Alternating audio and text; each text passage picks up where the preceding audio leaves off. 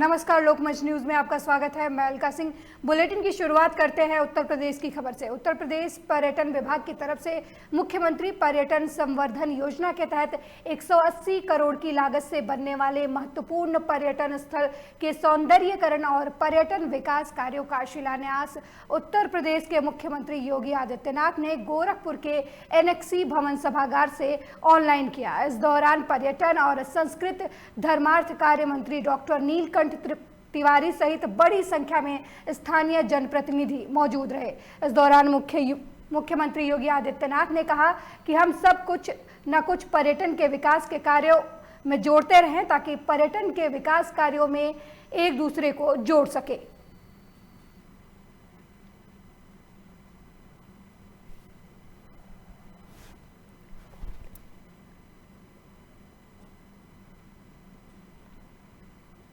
वैश्विक मंच पर हुआ कि उत्तर प्रदेश में कुंभ के आयोजन को इतनी भव्यता और दिव्यता के साथ किया कि दुनिया का सबसे बड़ा आध्यात्मिक और सांस्कृतिक आयोजन बन गया। और ये आयोजन इतना भव्य और इतना दिव्य बन गया कि आज इसका परिणाम हम सबके सामने है।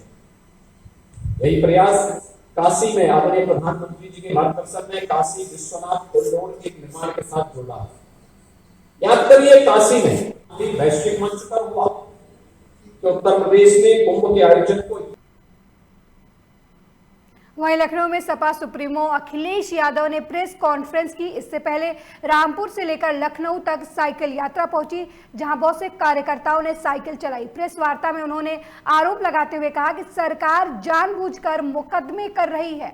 अखिलेश यादव ने कहा कि अभी तक 10,000 से भी ज्यादा मुकदमे समाजवादी पार्टी पर दर्ज किए जा चुके हैं और हर सीमा को लांघकर ये सरकार काम कर रही है। उन्होंने कहा कि समाजवादी पार्टी का मानना है जो किसानों को प्रदर्शन करने से रोक रहा हो। उन्होंने ये भी कहा कि 4 साल में भारतीय जनता पार्टी ने बर्बाद किए हैं और अब जनता तैयार है कि कब इस सरकार से छुट्टी मिले।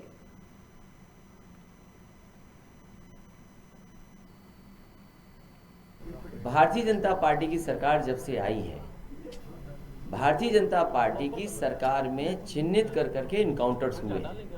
सबसे ज्यादा कस्टोडियल डेथ अगर कहीं हुई है तो उत्तर प्रदेश में हुई है। सबसे ज्यादा फेक इनकाउंटर की शिकायत अगर कहीं हुई तो उत्तर प्रदेश में हुई है और जाति और धर्म के आधार पर हुआ है।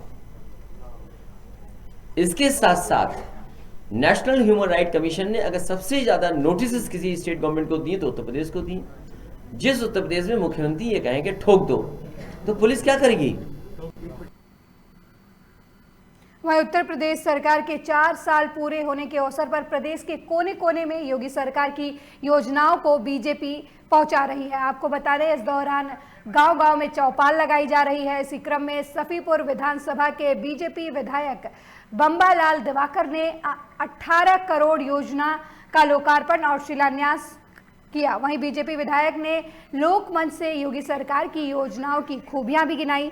बीजेपी विधायक बाबूलाल दिवाकर ने हमारे संवाददाता भानु चंदेल से इस दौरान खास बातचीत की। आइए दिखाते हैं विधायक बंबालाल दिवाकर ने क्या कुछ कहा। सरकार के 4 साल सफलतापूर्वक पूर्ण हुए।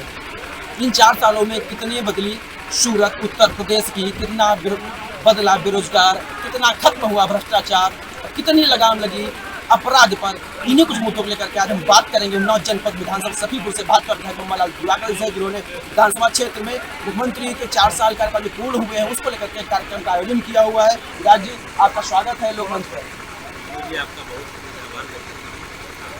जैसा कि आप लोग जानते हैं कि आज हमारी प्रदेश सरकार के बीच में अथवा हमारे मुख्यमंत्री योगी आदित्यनाथ जी हैं, इस सरकार ने अपनी 4 वर्ष पूर्ण किए और ये सफलतापूर्वक जो 4 वर्ष पूर्ण किए गए, इसमें जैसा कि हमारी सरकार जो विकास के लिए जानी जाती है, तो सरकार ने पूर्ण रूप से विकास करने के कारण आज हमने 18 करोड़ ऐसे योजनाओं का लोकार्पण किया है।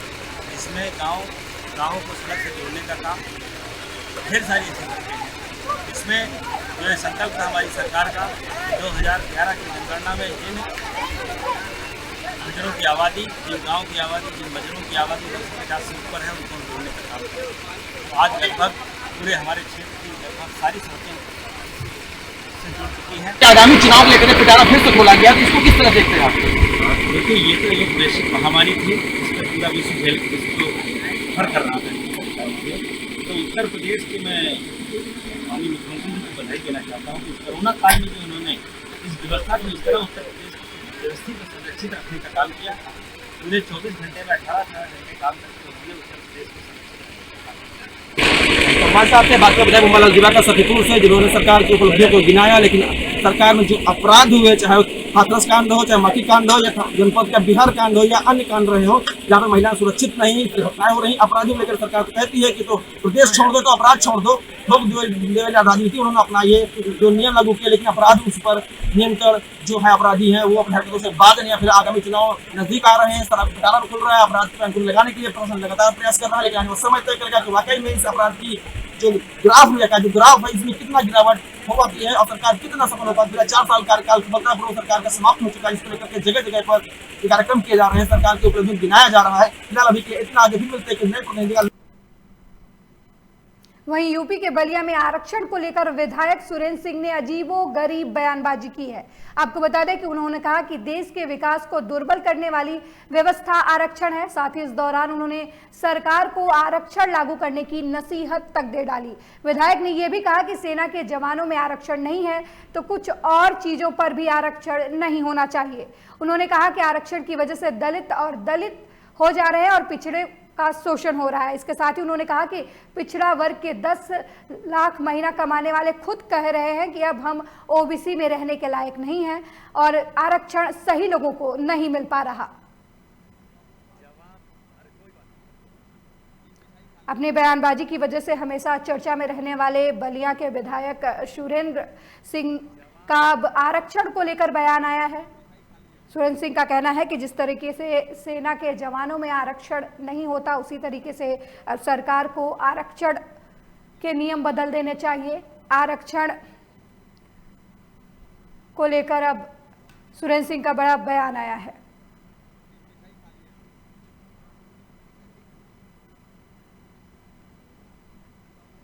मैं व्यक्तिगत रूप से अपने विचार को कह रहा हूं कि आरक्षण देश के विकास को दुर्बल करने वाला एक व्यवस्था है। मैं व्यक्तिगत रूप से विधायक होकर के मैं यही कह सकता हूं कि कुछ चीज़ों में, जैसे सेना पर जवानों में आरक्षण नहीं है, उस तरह से कुछ चीज़ों पर आरक्षण नहीं होना चाहिए। वहीं रांची के सिमगेड़ा जिले के हल्दीबेरा गांव में रहने वाले 65 वर्षीय जेठ कोटवार की कोरोना टीका लगाने के बाद मौत हो गई। आपको बता दें कि परिजनों के मुताबिक जेठ कोटवार कोरोना का टीका लेने के लिए केशपुर स्थित पंचायत भवन अपनी पत्नी मोनिका देवी के साथ गए थे। जेठू कोटवार ने अपनी पत्नी मोनिका देवी के साथ कोरोना का टीका लिया। परिजनों के मुताबिक टीका लेने के 10 मिनट बाद जेठू कोटवार उल्टी करने लगे। स्थिति को देखते हुए टीकाकरण केंद्र से इलाज के लिए सिमडेगा सदर अस्पताल ले जाया गया। जेठू की हालत में सुधार नहीं होता देख सिमडेगा सदर अस्पताल के डॉक्टरों ने बेहतर इलाज के लिए रांची रिम्स रेफर कर दिया। बेहोशी की हालत में उन्हें रिम्स लाया गया। इसी दौरान उनकी मौत हो गई। परिजन रात में 10 बजे रिम्स पहुंचे, जहां चिकित्सक ने जांच कर उन्हें मृत घोषित कर दिया। मजिस्ट्रेट की निगरानी में शव का पोस्टमार्टम किया जाएगा। पोस्टमार्टम के बाद ही मौत के कारणों का पता लग सकेगा। आखिर मौत की वजह क्या है?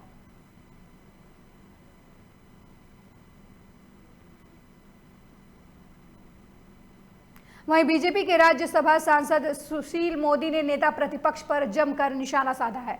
आपको बता दें कि नेता प्रतिपक्ष तेजस्वी यादव द्वारा सदन में सरकार के कई मंत्रियों को दागी बताया गया, जिसके बाद आज सुशील मोदी ने तेजस्वी पर इशारा करते हुए कहा कि जिसके घर शीशे के हों उन्हें दूसरों के घर पर पत्थर नहीं फेंकना चाहिए। सुशील मोदी ने कहा कि नेता प्रतिपक्ष खुद 1000 करोड़ के मॉल मामले में आरोपी हैं। उनसे और उनके परिवार से बड़ा कोई घोटालेबाज नहीं है। इन सबसे आश्चर्य की बात है, नेता प्रतिपक्ष जो 1000 करोड़ के मॉल घोटाले के चार्जशीटेड हैं, जो बेल पर हैं और जिनका ट्रायल इसलिए प्रारंभ नहीं हो पा रहा है क्योंकि कोरोना काल के अंदर और ट्रायल स्थगित है या वो धीमी गति से हो रहा है, तो शायद आज वो पिता के समान और कहीं और होते। तो जो लोग खुद भ्रष्टाचार में आकंठ डूबे हैं, जिन पर FIR दर्ज है, जिनकी 4 दर्जन से ज़्यादा संपत्ति को CBI और ED ने दर्ज कर रखा है, जो बेल पर हैं, जिनके भ्रष्टाचार से जुड़े मामले का ट्रायल चल रहा है और जिनके पिताजी सजा याफ्ता भ्रष्टाचार के मामले में, और वो मंत्रियों पर आरोप लगा रहे हैं। अरे मेरे ऊपर भी 1 दर्जन मुकदमे हैं। कौन ऐसा पॉलिटिकल कार्यकर्ता होगा जिस पर 144 तोड़ने का, धरना का, प्रदर्शन का के मामले नहीं होंगे। वहीं बिहार विधानसभा परिषद में राज्यपाल कोटे से मनोनीत सदस्यों को लेकर नाराजगी का सिलसिला अभी जारी है। जदयू नेताओं और जीतन राम मांझी के बाद अब वीआईपी चीफ और राज्य सरकार में पशुपालन मंत्री मुकेश सहनी ने इस विषय को लेकर अपनी नाराजगी जाहिर की है।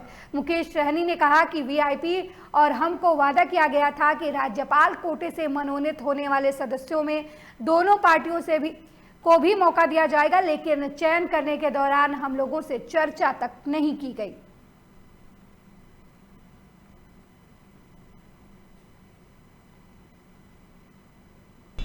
निश्चित तौर पर मांझी जी जो बात कहें उस बात को समर्थन हम करते हैं। ऐसा बात नहीं है कि हम नहीं चाह रहे थे, हम भी चाह रहे थे कि हमारे पार्टी को एक एमएलसी मिले, और इसके लिए के बात भी किया क्योंकि एनडीए गठबंधन है जहां 12 सीटें, तो उसमें एक हमारा भी अधिकार है। लेकिन कहीं ना कहीं एक सही से बातचीत नहीं हो पाया, कोऑर्डिनेशन गैप है।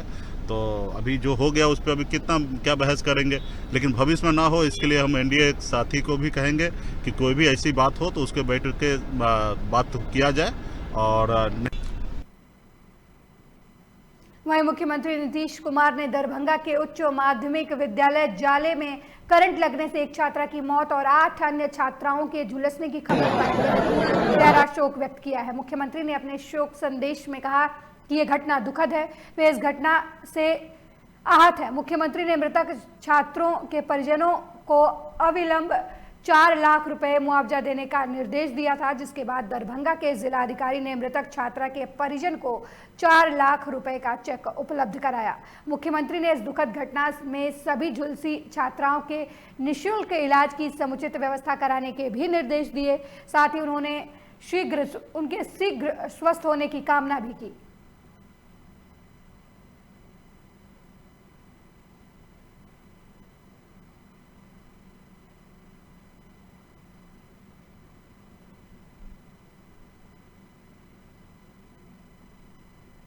वहीं उत्तर प्रदेश के उप मुख्यमंत्री दिनेश शर्मा आगरा पहुंचे, जहां उन्होंने प्रदेश की बीजेपी सरकार की 4 साल के कार्यकाल पूरा होने पर प्रेस कॉन्फ्रेंस की। शनिवार को जिला योजना के बैठक के बाद सर्किट हाउस में मीडिया से बातचीत करते हुए उप मुख्यमंत्री ने प्रदेश सरकार के 4 साल के कार्य गिनाए। उन्होंने दावा किया कि 4 साल में बेरोजगारी कम हुई है, हर व्यक्ति की आय दोगुनी हुई है, बेरोजगारी दर 4.1 रह गई है, जो कि 2017 में 17.4 थी। वहीं दिनेश शर्मा ने 4 साल में सरकार के विकास कार्यों की उपलब्धियां भी गिनाई और आत्मनिर्भर भारत की बात करते हुए कहा कि भारत दुनिया को राह दिखा रहा है। वहीं दिनेश शर्मा ने कहा कि अयोध्या में श्री राम विश्वविद्यालय की भी स्थापना की जाएगी। आगरा में 800 करोड़ से अधिक लागत की आगरा मेट्रो रेल परियोजना समेत तमाम विकास कार्यों का जिक्र किया। वहीं मथुरा में अखिलेश यादव और जयंत चौधरी की महापंचायत पर उप मुख्यमंत्री ने कहा कि इनकी जोड़ियां फेल रही हैं। पहले राहुल के साथ जोड़ी फेल हुई, फिर बहन जी के साथ भी फ्लॉप रहे और अब ये जोड़ी बुरी तरह फेल होगी।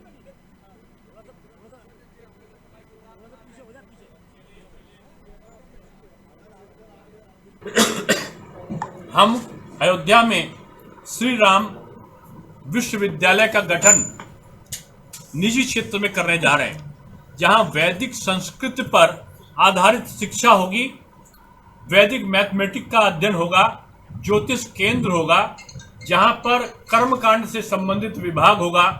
वहां बच्चों को प्रोफेशनल डिग्री के तौर पे कर्मकांड का अध्ययन भी कराया जाएगा, जहां संस्कृत के वेदों का और जो धार्मिक हमारे ग्रंथ हैं, रामायण है, गीता है और अलग अलग भाषाओं में लिखी गई राम पर रचनाएं हैं, उनका शोध कार्य भी वहां पर होगा। अगली खबर झारखंड से है, जहां जामताड़ा से विधायक रहे विष्णु भैया की सेहत नासाज है। उनका इलाज रिम्स के ट्रॉमा सेंटर के आईसीयू में चल रहा है। विष्णु भैया के सेहत की जानकारी लेने के लिए झारखंड विधानसभा के अध्यक्ष रविंद्रनाथ महतो रिम्स के ट्रॉमा सेंटर पहुंचे। इस दौरान उन्होंने विष्णु भैया से मिलकर उनकी सेहत का हालचाल जाना, साथ ही डॉक्टरों को बेहतर इलाज करने के दिशा निर्देश भी दिए। विष्णु भैया से मिलकर निकले विधानसभा अध्यक्ष रविंद्रनाथ महतो ने कहा कि जिस परिस्थिति में उन्हें इलाज के लिए रिम्स के ट्रामा सेंटर में लाया गया था, वैसी स्थिति अब नहीं है। विष्णु भैया की सेहत में लगातार सुधार हो रहा है। उन्होंने कहा कि विष्णु भैया से आग्रह किया है कि वो डॉक्टर के सलाह का पालन करें। रिम्स में डॉक्टर की बेहतर व्यवस्था है। उनका जिस तरह का जो परिस्थिति लेकर के अस्पताल में आए थे उनसे काफ़ी बेहतर हैं और हमने भी उनसे आग्रह किया कि डॉक्टर के सलाह के मुताबिक ही चलें। डॉक्टर आपको अगर 2-4 रोज रखते हैं अस्पताल में किन ऑब्जर्वेशन में, तो आप निश्चित रूप से ठहर जाइए। यहाँ मेडिकल का व्यवस्था अच्छा है, अच्छा चिकित्सीय व्यवस्था है, इसलिए आपको डॉक्टर का सलाह मानना चाहिए। झारखंड विधानसभा के अध्यक्ष रविंद्रनाथ महतो ने रांची के सदर अस्पताल में कोरोना का टीका लगवाया। उन्होंने कोविशील्ड वैक्सीन दिया गया। आपको बता दें कि वैक्सीनेशन के बाद विधानसभा अध्यक्ष को आधे घंटे के लिए ऑब्जर्वेशन कक्ष में भी रखा गया। किसी तरह की कोई समस्या नहीं होने के बाद विधानसभा अध्यक्ष अस्पताल से निकाले गए। आपको बता दें कि वैक्सीनेशन के बाद विधानसभा अध्यक्ष रविंद्रनाथ महतो ने झारखंड की जनता से अपील करते हुए कहा कि कोविड-19 का पहला फेज खत्म हुआ है और दूसरा फेज आया है। इससे कई राज्य प्रभावित भी हुए हैं। ऐसी स्थिति में सावधानी बरतने की जरूरत है। उन्होंने कहा कि कोरोना से बचाव के लिए वैक्सीनेशन ही एकमात्र हथियार है। वैक्सीन रोग से लड़ने की क्षमता को बढ़ाता है।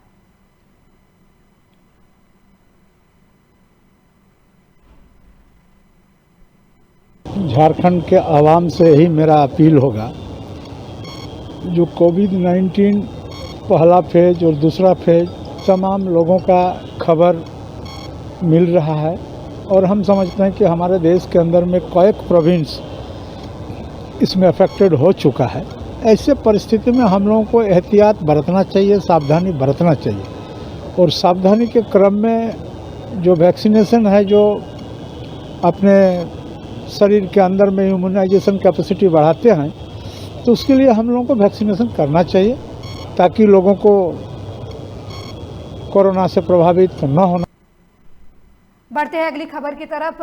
अगली खबर मुजफ्फरपुर से है, जहां मनियारी थाना क्षेत्र में एक बार फिर अपराधियों का तांडव देखने को मिला। जहां एक बार फिर अपराधियों ने हथियार के बल पर सीएसपी संचालक से 1,28,000 की लूट की। पीड़ित सीएसपी संचालक विजय कुमार ने बताया कि वो थाना क्षेत्र के मधोपुरा सुस्ता स्थित इलाहाबाद बैंक के ब्रांच से पैसा लेकर अपनी सीएसपी कार्यालय आ रहे थे।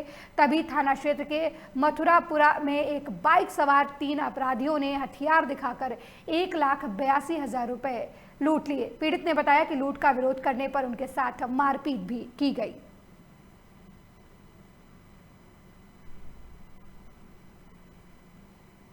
बैंक से आने के दौरान मेरे अकाउंट बैग में 1,82,000 रुपया था, जिसको मैं मदरसा और मथुरापुर के बीच में लूट लिया गया।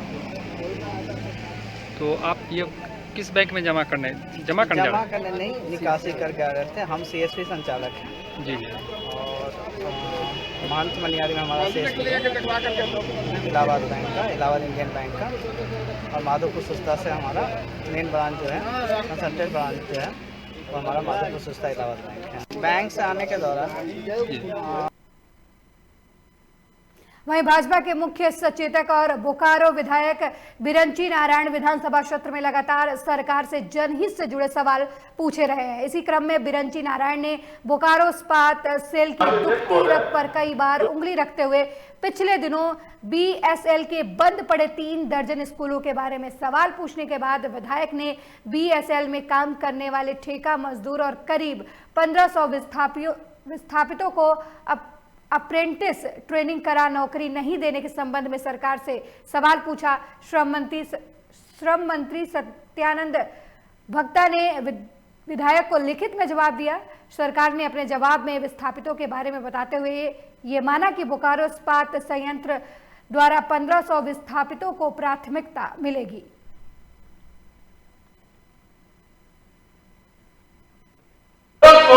जो विस्थापित नौजवान जिनको अप्रेंटिसशिप कराने का उन्होंने दबाव बनाया था महोदय, और बीएसएल ने फेज वाइज अभी लगभग 500 के आसपास का अप्रेंटिसशिप करा दिया और कई लोगों का फेज वाइज कराना।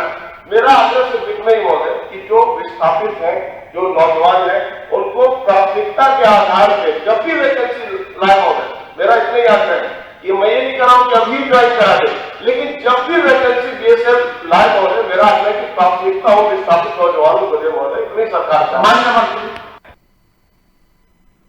वहीं 14वीं झारखंड राज्य पुरुष और महिला सीनियर कबड्डी प्रतियोगिता 2021 का शानदार उद्घाटन झारखंड के पाकुड़ के आरजे स्टेडियम में किया गया।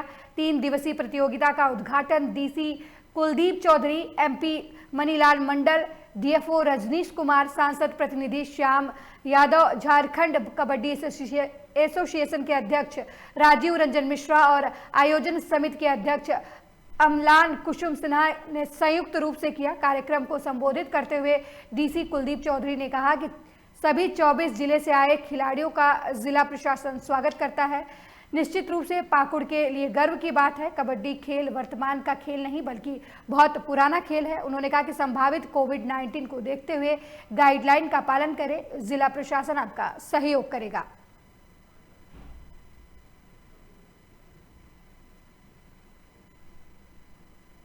बढ़ते हैं अगली खबर की तरफ। अगली खबर हरदोई से है, जहां जिला चिकित्सालय के आकस्मिक चिकित्सा कक्ष में देर शाम बिजली गुल हो जाने के कारण मरीजों का उपचार मोबाइल और टॉर्च की रोशनी में किया गया। काफी देर तक बिजली आपूर्ति शुरू न होने पर जिम्मेदारों में अफरा तफरी मच गई। जानकारी के अनुसार लगभग 1 घंटे बाद बिजली आपूर्ति बहाल हो पाई। बताया जा रहा है कि अस्पताल परिसर के अन्य वार्डों में बिजली आ रही थी, लेकिन आकस्मिक चिकित्सा कक्ष में बिजली गुल थी। इस दौरान यहाँ भर्ती मरीजों का उपचार इंजेक्शन लगाकर और वीगो लगाना मोबाइल में लगे टॉर्च की रोशनी से ऑपरेशन किया गया। आपको बता दें कि कुछ देर बाद फार्मासिस्ट विजय तिवारी मौके पर पहुंचे और मिस्त्री बुलवाकर व्यवस्था दुरुस्त कराई। बताया जा रहा है कि लगभग 1 घंटे तक बिजली आपूर्ति बाधित रही।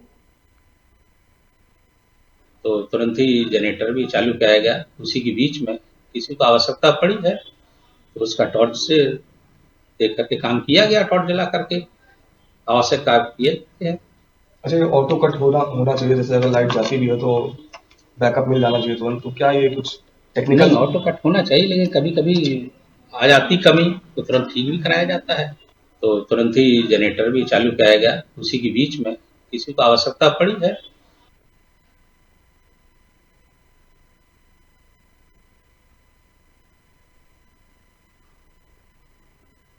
अगली खबर उत्तर प्रदेश से है, जहां ग्रेटर नोएडा में एक सेक्स रैकेट का खुलासा हुआ है। पुलिस के मुताबिक थाना दनकौर क्षेत्र के चित्ती गांव के पास न्यू क्राउन प्लाजा होटल में सेक्स रैकेट चलाया जा रहा था। सूचना मिलने पर पुलिस ने छापा मारा।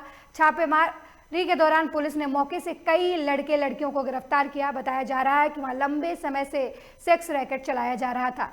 डीसीपी ग्रेटर नोएडा राजेश कुमार ने बताया कि जांच में 4 कांस्टेबल, 1 हेड कांस्टेबल और 1 ड्राइवर की भूमिका सामने आई है, जिनको तत्काल प्रभाव से लाइन हाजिर कर दिया गया है। साथ ही थाना दनकौर प्रभारी के खिलाफ एडिशनल डीसीपी को जांच करने के आदेश दिए गए हैं। डीसीपी ग्रेटर नोएडा ने कहा कि जो भी तथ्य सामने आएंगे उसके आधार पर कार्रवाई की जाएगी। आज एसीपी तृतीय ग्रेटर नोएडा के नेतृत्व में दनकौर क्षेत्र में मंडी श्याम नगर चौकी के अंतर्गत चीती गांव के पास स्थित न्यू क्राउन प्लाजा होटल पर दबिश दी गई थी, जिसमें देह व्यापार में संलिप्त 12 महिलाएं और 11 पुरुष, जिसमें वहां का मैनेजर भी शामिल है, उनको अरेस्ट किया गया है। ढेर सारी आपत्तिजनक वस्तुएं वहां से बरामद हुई हैं। इनके विरुद्ध विधिक कार्रवाई की जा रही है। इनको जेल भेजा जाएगा। इसमें पुलिस की भी भूमिका संदिग्ध है और प्रथम दृष्टया जो अब तक जांच में संलिप्त पाए गए हैं उसमें 4 कांस्टेबल, 1 हेड कांस्टेबल और ड्राइवर को तत्काल लाइन हाजिर। अगली खबर मध्य प्रदेश से है, जहां डोईवाला में पीपीपी मोड पर चल रहे राजकीय अस्पताल को पीपीपी मोड से वापस लाने के लिए उत्तराखंड क्रांति दल ने उप जिलाधिकारी के माध्यम से मुख्यमंत्री को ज्ञापन प्रेषित किया। उत्तराखंड क्रांति दल के नेता शिव प्रसाद सेमवाल ने बताया कि जिन उद्देश्यों को लेकर अस्पताल को पीपीपी मोड पर डाल दिया गया था, उनमें से एक भी उद्देश्य पूरा नहीं हुआ। इस मामले को लेकर उत्तराखंड क्रांति दल के जिलाधिकारी केंद्रपाल सिंह तोपवाल ने कहा कि आज डोईवाला का ये अस्पताल केवल रेफरल सेंटर बनकर रह गया है और बताया कि पीपीपी मोड का अस्पताल आज सिर्फ प्राइवेट कंपनी की कमाई का जरिया भर बनकर रह गया है। साथ ही आरोप लगाया कि अस्पताल के डॉक्टरों और अन्य स्टाफ का व्यवहार मरीजों के साथ बेहद खराब है। यही कारण है कि क्षेत्रीय जनता काफी लंबे समय से अस्पताल को पीपीपी मोड से वापस लिए जाने की मांग कर रही है। उत्तराखंड क्रांति दल के नेता शिव प्रसाद सेमवाल ने कहा कि मुख्यमंत्री तीरथ सिंह रावत से जल्द इसे वापस लेने की उम्मीद करते हैं।